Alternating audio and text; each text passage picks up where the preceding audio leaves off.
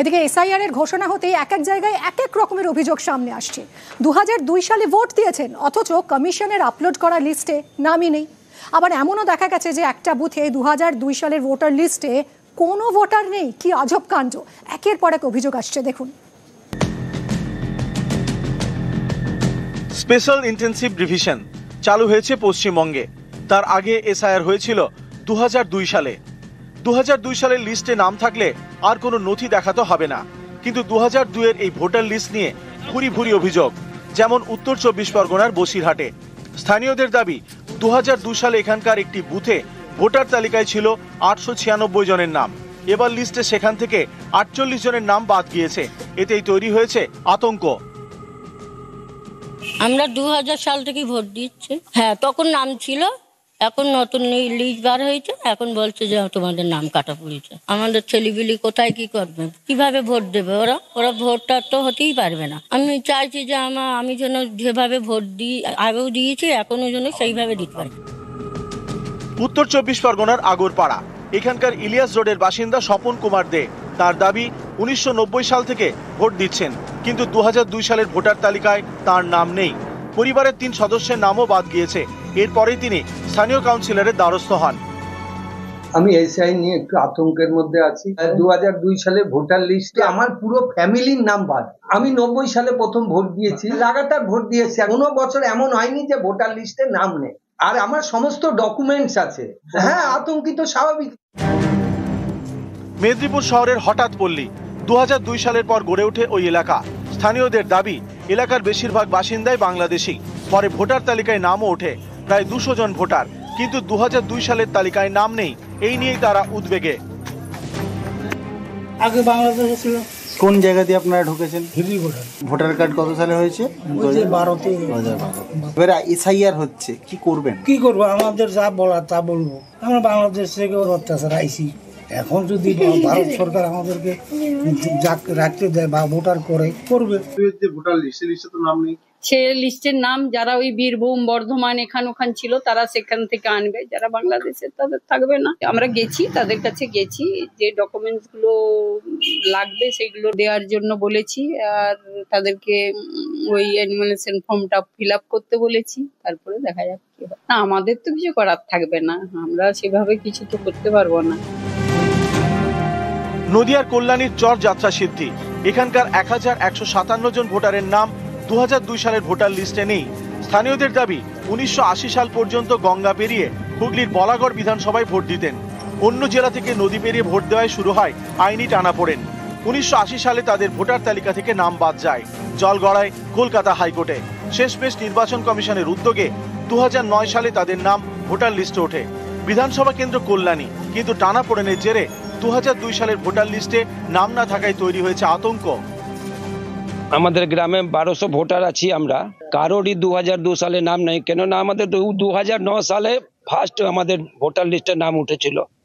চাপান উত্তর হুগলি বলছে নদিয়ায় তোমরা যাও, আমরা বললাম আমরা হুগলিতে যাব। হুগলি নদিয়া এমনি করে করে এতদিন আমাদের ভোটে নাম উঠেনি। আগে আমরা হুগলিতে ভোট দিতাম।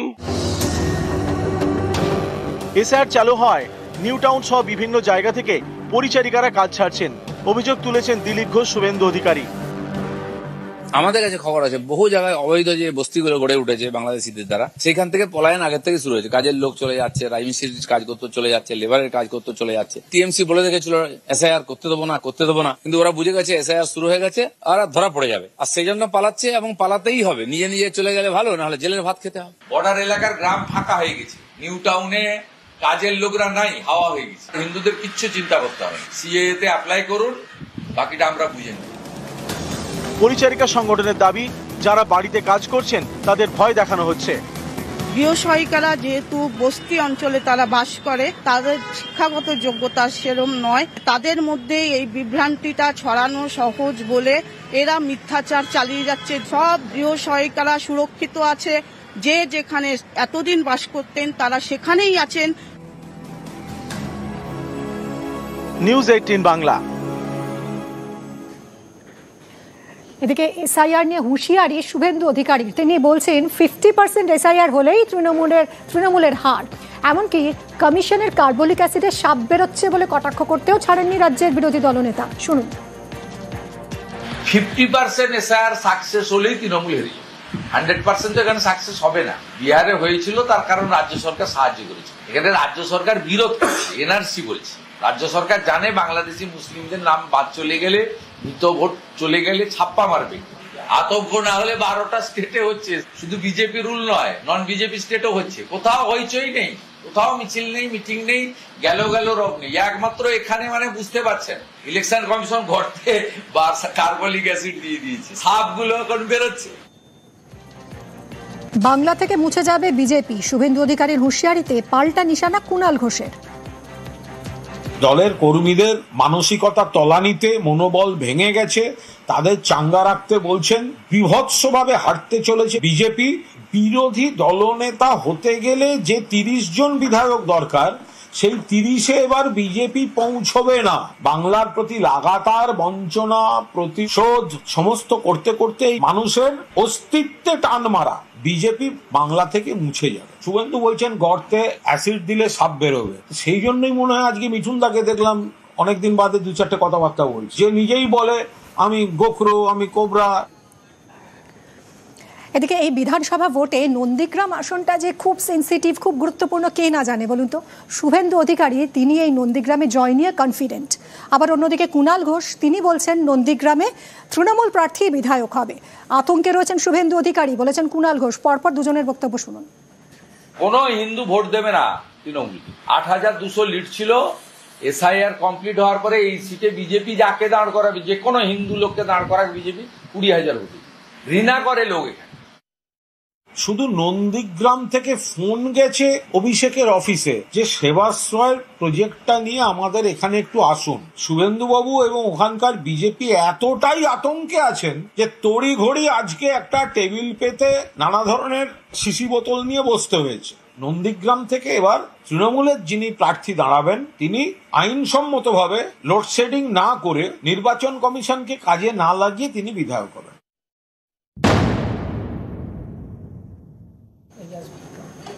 এদিকে এসআইআর চালু হতে বাংলাদেশে পালানোর হিড়িক। শিলিগুড়ির পানি ট্যাঙ্কি থেকে একজন গ্রেফতার হয়েছে এবং উত্তর 24 পরগনার স্বরূপনগর থেকে 38 জন পুলিশের জালে।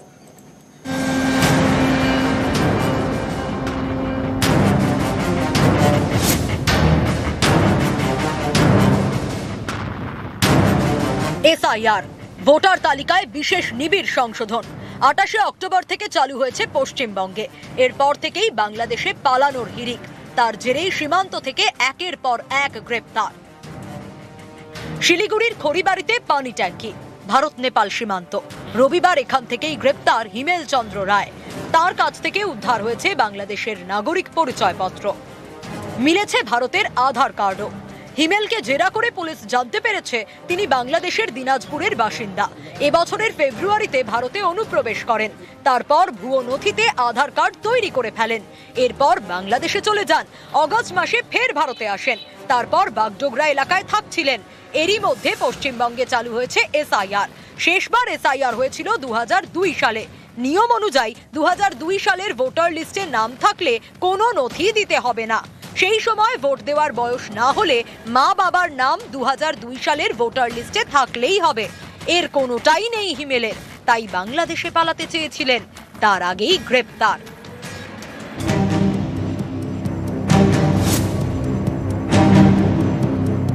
উত্তর 24 পরগনার স্বরূপনগরের বিথারি সীমান্ত। শনিবার বাংলাদেশে পালানোর সময় গ্রেপ্তার 38 জন। এরা সকলেই বেশ কয়েক বছর আগে অবৈধভাবে ভারতে ঢোকেন।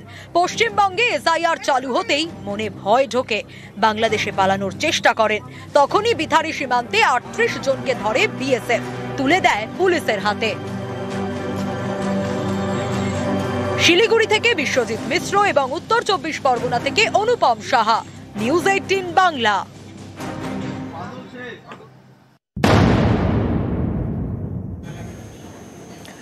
একদিকে স্কুলের ডিউটি, তার উপর এসআইআর এর কাজ। এই নিয়েই এই মুহূর্তে চিন্তায় রয়েছেন বিএলওরা। তাদের দাবি স্কুল করিয়ে বাড়ি বাড়ি যাওয়া এসআইআর এর কাজ করা কার্যত অসম্ভব।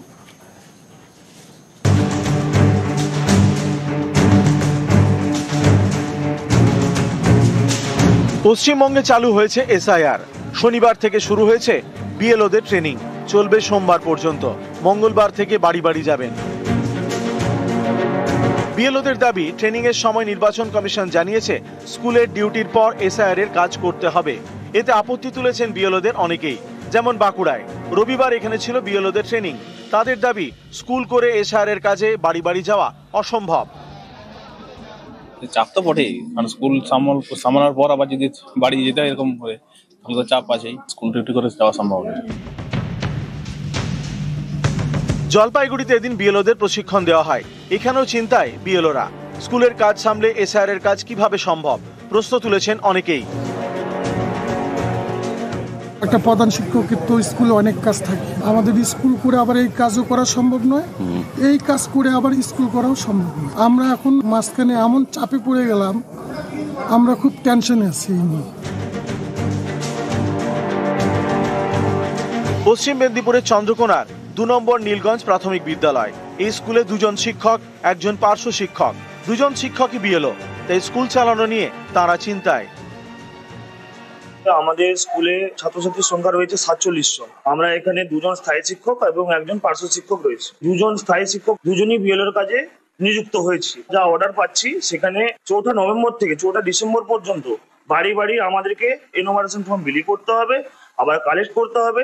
আমরা সেক্ষেত্রে স্কুলে আসতে পারবো না। অভিভাবকদের প্রশ্নের মুখে পড়তে হচ্ছে। তারা বলছে, আপনারা যদি 2 জনেই চলে যান স্কুল থেকে, ডিসেম্বরে এখানে বার্ষিক পরীক্ষা, তারা কি করে পারফর্ম করবে? এ নিয়ে আমরা খুব চিন্তার মধ্যে রয়েছি। টিচাররা 11টা থেকে 4টে পর্যন্ত বা প্রাইমারি স্কুল হলো 11টা থেকে 3টে পর্যন্ত যে স্কুল আওয়ার থাকে, সেই স্কুল আওয়ারে স্কুল করবেন এবং স্কুল ছুটির পরে ওনারা বিকেলের দিকে বিএলওর যে কাজগুলো আছে, যে কাজগুলো ওনাদের নির্ধারিত করা হয়েছে, সেই কাজগুলো ওনারা করবেন। স্কুলের পড়াশোনা ক্ষতি হওয়ার কোনো সম্ভাবনা আছে বলে আমি মনে করি না।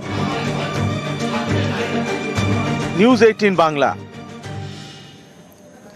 বিভিন্ন স্কুলে শিক্ষকদের বিএলওর ডিউটি নিয়ে কমিশনকে তোপ দেখেছেন শিক্ষামন্ত্রী ব্রাত্য বসু। তাঁর অভিযোগ, স্কুল শিক্ষা দফতরকে কিছু এই ব্যাপারে জানানোই হয়নি। অভিযোগ তার, দেখুন।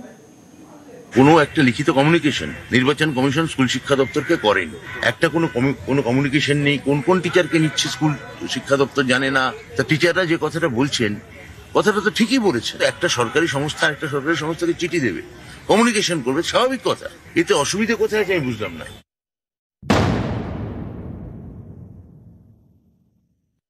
এরই মাঝে এসআইআর এর মাঝে সিএএ ক্যাম্প। হাড়োয়ায় বিজেপির সিএএ ক্যাম্প, দেখুন। ক্যাম্পে সিএএ আবেদনের জন্য ভিড়। হাড়োয়ায় বিজেপির সিএএ ক্যাম্প। এসআইআর এর মাঝেই সিএএ এর আবেদন। আমরা এতদিনে ভয়ের মধ্যে ছিলাম, কেন একটা ভারতবর্ষের নাগরিকত্ব পাবো। এখানে আমরা সেই জন্য আবেদন করব এবং ভারতের নাগরিকত্ব পাবো। আই কার্ড আছে, আধার কার্ড আছে, রেশন কার্ড আছে এবং ভোটার আছে, সবই আছে, যেগুলো প্রয়োজন সেগুলো আছে। যারা বাইরে থেকে আমাদের দেশে এসে আছে তাদের জন্য সিএ বিল পাস করেছে। হাড়োয়া বিধানসভার হাড়োয়া 2 নম্বর মন্ডলের পক্ষ থেকে এখানে সিএ ক্যাম্প খোলা হয়েছে। এই সিএ ক্যাম্পে আমার এরিয়ায় যতগুলো বাইরের মানুষ আছে, বাংলাদেশ থেকে এসে এখানে আছে দীর্ঘদিন ধরে, তারা সিএর আবেদন করবে। আবেদন করার পরে এখান থেকে আমরা তাদেরকে নাগরিকত্ব দেব। হাড়োয়ায় বিজেপির ক্যাম্প দেখলেন সিএ এর। বারাসাতেও বিজেপির সিএএ ক্যাম্প। আর সেই ক্যাম্পের বাইরে তৃণমূলের পাল্টা প্রচার। সিএএ ক্যাম্পে না যাওয়ার পাল্টা প্রচার তৃণমূলের। করতে যাবেন না। সিএএ ফর্ম ফিলআপ করা মানে আপনার নিজের বিপদ নিজে ডেকে আনা। সিএএ ফর্মের উপরে লেখা আছে বিদেশি নাগরিকত্ব। বিদেশি, আপনি বিদেশি বলেই সিএএ ফর্ম ফিলআপ করছেন, আপনি ভারতীয় না বলেই সিএএ ফর্ম ফিলআপ করছেন। তাই এলাকার সুমতি সম্পন্ন মানুষ, আপনারা সুচেতন। বিজেপি তারা মানুষকে চিরকাল ভুল বুঝিয়ে এসছে, এখনো ভুল বোঝাচ্ছে, মানুষকে ভুল তথ্য দিচ্ছে। সিএএ ফর্ম ফিল আপ করা আমরা যেটুকু জানি, সিএএ ফর্ম ফিল আপ করা মানে ভারতীয় নাগরিকত্ব চলে যাওয়া, এবং সিএএ ফর্মের উপরেই লেখা আছে যে এটা বিদেশি তকমা। তখন ভোটার তালিকা থেকে নামটি বাদ যেতে পারে। সেই জন্যই আমরা মানুষকে বলছি এবং মানুষকে বোঝাচ্ছি যে আপনার সিএএ ফর্ম ফিল আপ করতে যাবেন না। মানুষকে বিভ্রান্ত করার জন্য এরা চেষ্টা করছে, কিন্তু মানুষ তাতে কর্ণপাত করছে না। মানুষ স্বতঃস্ফূর্তভাবে সিএ ফর্ম ফিল আপ করার জন্য মানুষ আমাদের কাছে এসছে। এটা হয়তো তৃণমূল কংগ্রেস ভয় পাচ্ছে, ভয় থেকে হয়তো করছে, নিজেরা আতঙ্কিত হয়ে গেছে এবং মানুষকে বিভ্রান্তি করার চেষ্টা করছে। সাধারণ পাবলিক আর এতে কান দেবেন না। বোলপুরে